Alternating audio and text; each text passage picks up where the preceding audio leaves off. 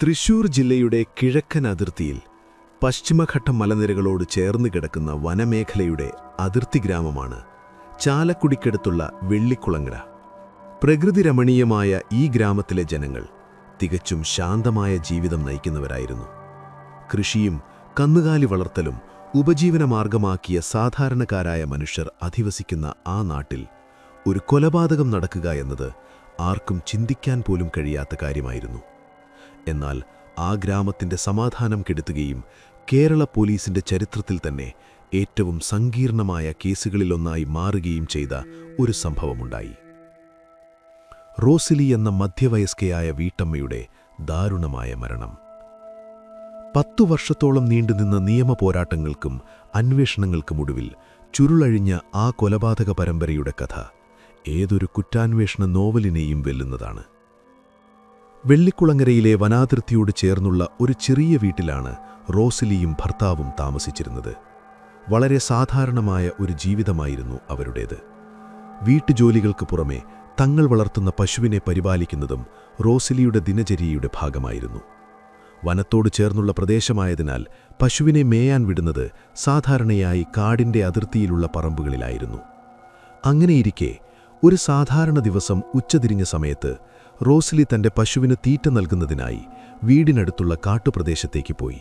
എന്നാൽ സമയമേറെ കഴിഞ്ഞിട്ടും അവർ തിരിച്ചു വന്നില്ല. സാധാരണയായി വൈകുന്നേരമാകുന്നതിനു മുൻപ് തന്നെ പശുവിനെയും കൊണ്ടവർ തിരിച്ചെത്താറുള്ളതാണ്. സമയം വൈകിയതോടെ വീട്ടുകാർക്കും നാട്ടുകാർക്കും ഉത്കണ്ഠയായി. അവർ റോസിലിയെ അന്വേഷിച്ച് കാടിന്റെ അതിർത്തി പ്രദേശങ്ങളിലേക്ക് തിരിച്ചു. അന്വേഷണത്തിനൊടുവിൽ കാടിനോട് ചേർന്നുള്ള ഒരു വിജനമായ പറമ്പിൽ അവർ കണ്ട കാഴ്ച ഏവരുടെയും നെഞ്ചകം തകർക്കുന്നതായിരുന്നു. പശുവിനെ കെട്ടാൻ ഉപയോഗിച്ചിരുന്ന പ്ലാസ്റ്റിക് കയർ കഴുത്തിൽ കുരുങ്ങി നിലത്തുവീണ് കിടക്കുന്ന നിലയിലായിരുന്നു റോസിലിയുടെ മൃതദേഹം.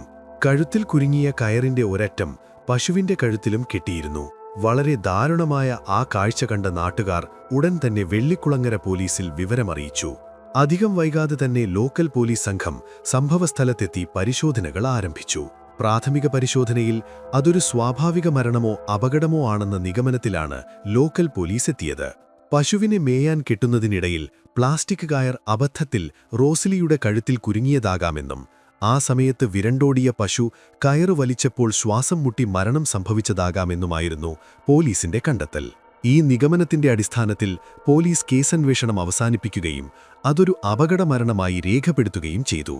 എന്നാൽ റോസിലിയുടെ ഭർത്താവിനും ചുറ്റുമുള്ള ചില നാട്ടുകാർക്കും പോലീസിന്റെ ഈ കണ്ടെത്തലിൽ വലിയ സംശയങ്ങളുണ്ടായിരുന്നു. ഒരു പശുവിനെ കെട്ടുന്നതിനിടയിൽ ഇത്രയും പരിചയസമ്പന്നയായ ഒരു സ്ത്രീയുടെ കഴുത്തിൽ എങ്ങനെ കയർ കുരുങ്ങുമെന്നും അത്രമാത്രം ശക്തമായി പശു വലിച്ചാൽ തന്നെ മരണം സംഭവിക്കുന്ന തരത്തിൽ ആ കുരുക്ക് എങ്ങനെ മുറുകുമെന്നും അവർ സംശയിച്ചു. ഈ സംശയങ്ങൾ അവർ പലതവണ പോലീസിനെ അറിയിച്ചുവെങ്കിലും ലോക്കൽ പോലീസ് അത് മുഖവിലേക്കെടുക്കാൻ തയ്യാറായില്ല. സ്വാഭാവികമായ ഒരു അപകടമരണത്തിനപ്പുറം ഒന്നുമില്ലെന്ന് ഉറപ്പിച്ചു പറഞ്ഞ പോലീസ് ഉദ്യോഗസ്ഥർ അന്വേഷണം പൂർണ്ണമായും അവസാനിപ്പിച്ചു. തന്റെ ഭാര്യയുടെ മരണം വെറുമൊരു അപകടമല്ലെന്നും അതിനു പിന്നിൽ മറ്റെന്തോ ദുരൂഹതയുണ്ടെന്നും വിശ്വസിച്ച റോസിലിയുടെ ഭർത്താവ് നീതിക്കായി പോരാടാൻ തീരുമാനിച്ചു. വർഷങ്ങൾ നീണ്ട നിയമപോരാട്ടത്തിന്റെ തുടക്കമായിരുന്നു അത്. പോലീസ് സ്റ്റേഷനുകളുടെയും കോടതികളുടെയും പടവുകൾ അദ്ദേഹം കയറിയിറങ്ങി.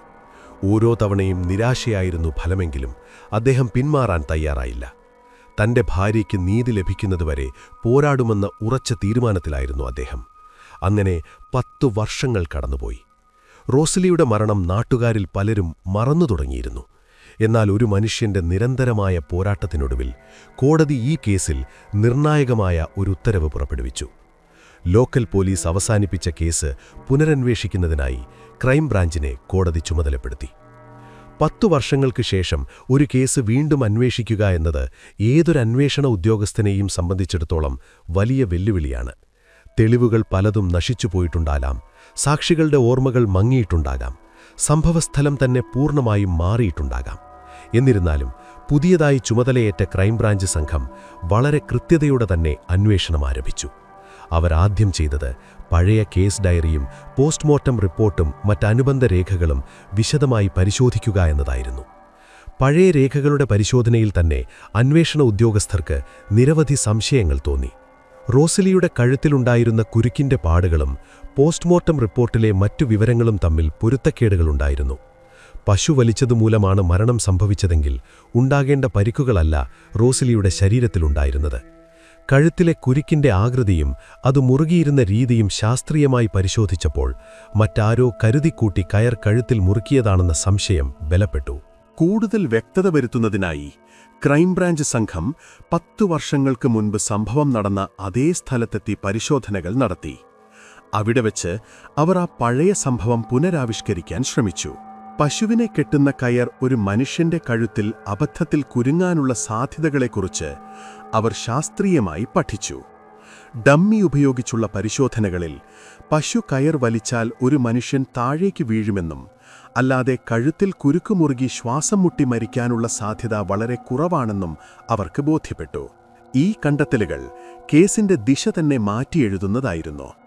റോസലിയുടെ മരണം ഒരു അപകടമല്ലെന്നും അത് വളരെ ആസൂത്രിതമായി നടന്ന ഒരു കൊലപാതകമാണെന്നും ക്രൈംബ്രാഞ്ചിന് ഉറപ്പായി. കൊലപാതകമാണെന്നുറപ്പായതോടെ അന്വേഷണം പുതിയൊരു തലത്തിലേക്ക് മാറി. 10 വർഷങ്ങൾക്ക് മുൻപ് ആ പ്രദേശത്തുണ്ടായിരുന്നവരെയും അവിടെ സ്ഥിരമായി വന്നുപോകുന്നവരെയും കേന്ദ്രീകരിച്ചായി അന്വേഷണം. സംഭവ ദിവസം ആ പ്രദേശത്ത് മറ്റാരെങ്കിലും ഉണ്ടായിരുന്നോ എന്ന് കണ്ടെത്തുക എന്നതായിരുന്നു അടുത്ത ലക്ഷ്യം. അതിനായി പഴയ സാക്ഷികളെ വീണ്ടും വിളിപ്പിച്ച് ചോദ്യം ചെയ്തു.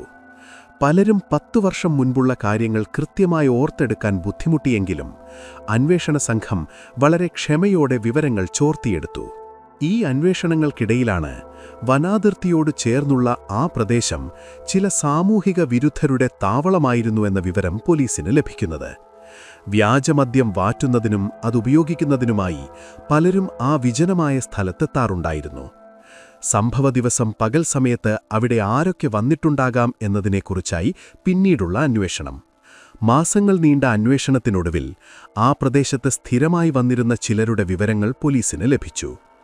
അവരിൽ പലരെയും ചോദ്യം ചെയ്തതിൽ നിന്നും സതീഷ്, അയ്യപ്പൻ എന്നീ 2 പേരെക്കുറിച്ച് പോലീസിന് നിർണായക വിവരങ്ങൾ ലഭിച്ചു. സതീഷും അയ്യപ്പനും ആ നാട്ടുകാർ തന്നെയായിരുന്നു. ഇരുവരും സ്ഥിരമായി ഒരുമിച്ച് മദ്യപിക്കുന്നവരും വനതിർത്തിയിലെ വിജനമായ പ്രദേശങ്ങളിൽ സമയം ചിലവഴിക്കുന്നവരുമായിരുന്നു.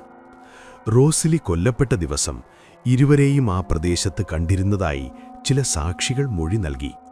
ഇതോടെ അന്വേഷണം ഇവരെ കേന്ദ്രീകരിച്ചായി. എന്നാൽ പോലീസിനെ കുഴക്കിയ മറ്റൊരു വലിയ പ്രശ്നം അവിടെയുണ്ടായിരുന്നു. സംശയത്തിന്റെ മുന നീളുന്ന അയ്യപ്പനെന്ന വ്യക്തി ഇപ്പോൾ ജീവിച്ചിരിപ്പില്ല എന്നതായിരുന്നു ആ പ്രശ്നം.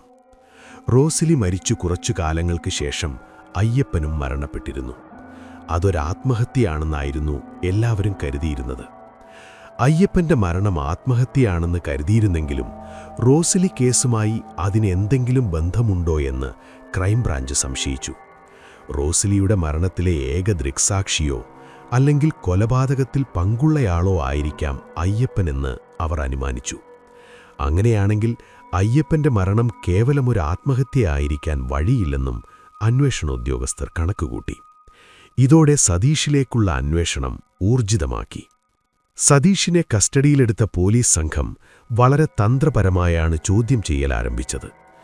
ആദ്യഘട്ടത്തിൽ തനിക്കൊന്നും അറിയില്ലെന്നും റോസലിയെ താനന്ന് കണ്ടിട്ടുപോലുമില്ലെന്നും സതീഷ് തീർത്തു പറഞ്ഞു. 10 വർഷം കഴിഞ്ഞതിനാൽ തനിക്കെതിരെ യാതൊരു തെളിവും പോലീസിന് ലഭിക്കില്ലെന്ന അമിതമായ ആത്മവിശ്വാസം അയാളുടെ പെരുമാറ്റത്തിലുണ്ടായിരുന്നു. എന്നാൽ അന്വേഷണ സംഘം വിട്ടുകൊടുക്കാൻ തയ്യാറായില്ല. അവർ ശേഖരിച്ച തെളിവുകളും സാക്ഷിമൊഴികളും നിരത്തിക്കൊണ്ടുള്ള നിരന്തരമായ ചോദ്യം ചെയ്യലിൽ സതീഷിന്റെ സമനില തെറ്റിത്തുടങ്ങി. താൻ പറഞ്ഞ കളവുകളിൽ അയാൾ തന്നെ കുടുങ്ങുന്ന അവസ്ഥ വന്നു.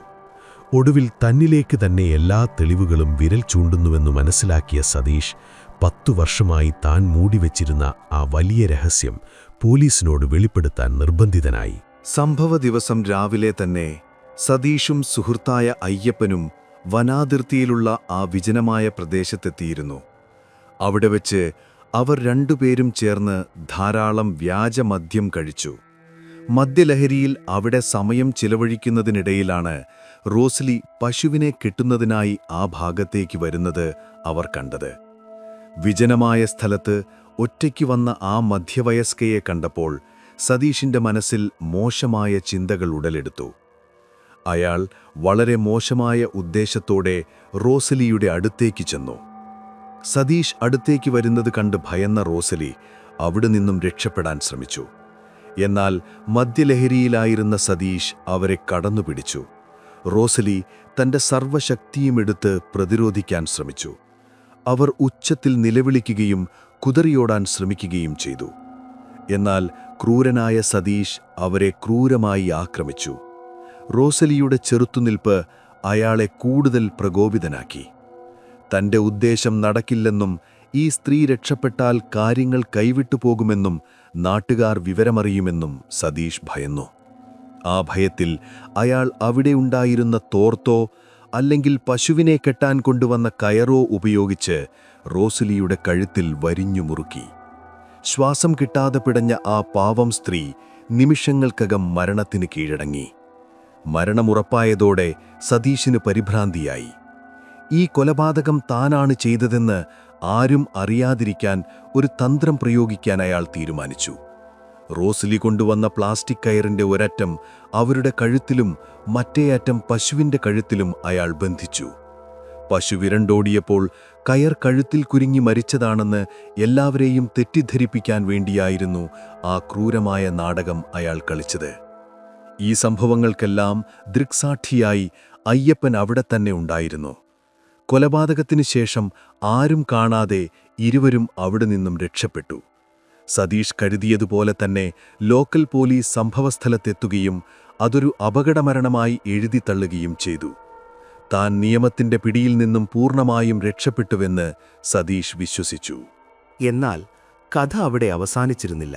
റോസലിയുടെ കൊലപാതകത്തിന്റെ യഥാർത്ഥ വിവരങ്ങൾ അയ്യപ്പൻ അറിയാമായിരുന്നു എന്നത് സതീഷിനെ എപ്പോഴും അലട്ടിയിരുന്നു. അയ്യപ്പൻ മദ്യലഹരിയിലോ മറ്റോ ഈ രഹസ്യം ആരോടെങ്കിലും പറയുമോ എന്ന ഭയം സതീഷിന്റെ ഉറക്കം കെടുത്തി.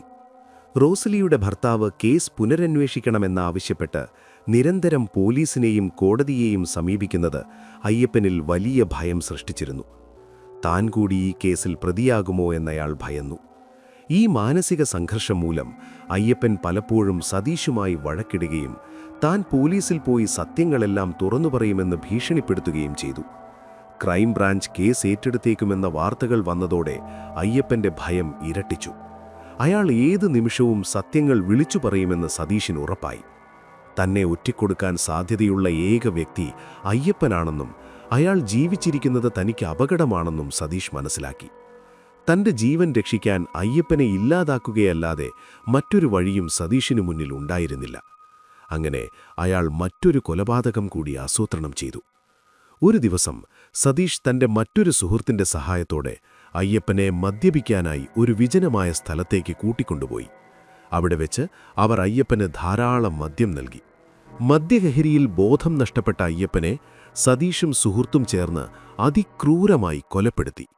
റോസലിയുടെ കൊലപാതകത്തിന്റെ ഏക സാക്ഷിയെ അങ്ങനെ അയാൾ ഇല്ലാതാക്കി. കൊലപാതകത്തിനു ശേഷം അയ്യപ്പന്റെ മരണം ഒരാത്മഹത്യയാണെന്ന് വരുത്തി തീർക്കാൻ അവർ ശ്രമിച്ചു. മൃതദേഹം സംശയത്തിനിടയാക്കാത്ത വിധം ഉപേക്ഷിച്ചു. അയ്യപ്പന്റെ മരണം ആത്മഹത്യയാണെന്ന് തന്നെ നാട്ടുകാരും പോലീസും വിശ്വസിച്ചു. ഇതോടെ തനിക്കെതിരെയുള്ള എല്ലാ തെളിവുകളും സാക്ഷികളും ഇല്ലാതായെന്ന അമിതമായ ആത്മവിശ്വാസത്തിൽ സതീഷ് ജീവിതം തുടർന്നു. എന്നാൽ വിധി മറ്റൊന്നായിരുന്നു. 10 വർഷങ്ങൾക്ക് ശേഷം ക്രൈംബ്രാഞ്ചിന്റെ രൂപത്തിൽ നിയമം അയാളെ തേടിയെത്തി. ഒരു കൊലപാതക കേസ് അന്വേഷിച്ചു വന്ന ക്രൈംബ്രാഞ്ച് സംഘം തെളിയിച്ചത് 2 കൊലപാതകങ്ങളായിരുന്നു. റോസലിയെ കൊലപ്പെടുത്തിയതും ആ കൊലപാതകം മറച്ചുവെക്കാൻ വേണ്ടി സ്വന്തം സുഹൃത്തായ അയ്യപ്പനെ കൊലപ്പെടുത്തിയതും സതീഷ് തന്നെയാണെന്ന് യാതൊരു സംശയവുമില്ലാത്ത വിധം പോലീസ് തെളിയിച്ചു. സതീഷിന്റെ കുറ്റസമ്മതമൊഴിയുടെ അടിസ്ഥാനത്തിൽ അന്വേഷണ സംഘം കൂടുതൽ തെളിവുകൾ ശേഖരിച്ചു. അയ്യപ്പനെ കൊലപ്പെടുത്താൻ സതീഷിനെ സഹായിച്ച സുഹൃത്തിനെയും പോലീസ് കണ്ടെത്തി അറസ്റ്റ് ചെയ്തു. ഇരുവരുടെയും മൊഴികളും സാഹചര്യ തെളിവുകളും ശാസ്ത്രീയ പരിശോധനാ ഫലങ്ങളും കോടതിയിൽ സമർപ്പിച്ചു. 10 വർഷം മുൻപ് നടന്നതും യാതൊരു തെളിവുകളുമില്ലാതിരുന്നതുമായ ഒരു കേസ് കേവലം സാങ്കൽപ്പികമായ ഒരു അപകടമരണത്തിൽ നിന്നും 2 ആസൂത്രിത കൊലപാതകങ്ങളുടെ ചുരുളഴിക്കുന്ന തലത്തിലേക്ക് മാറിയത് അന്വേഷണ സംഘത്തിന്റെ തികഞ്ഞ വൈദഗ്ധ്യവും അർപ്പണബോധവും കൊണ്ടാണ്. ഇതേപോലത്തെ ഇന്ത്യയിൽ അകത്തും പുറത്തും നടന്നതുമായ ക്രൈം ഇൻവെസ്റ്റിഗേഷൻ സ്റ്റോറീസ് പ്ലേലിസ്റ്റിൽ ആഡ് ചെയ്തിട്ടുണ്ട്. കേൾക്കുക, അഭിപ്രായം അറിയിക്കുക.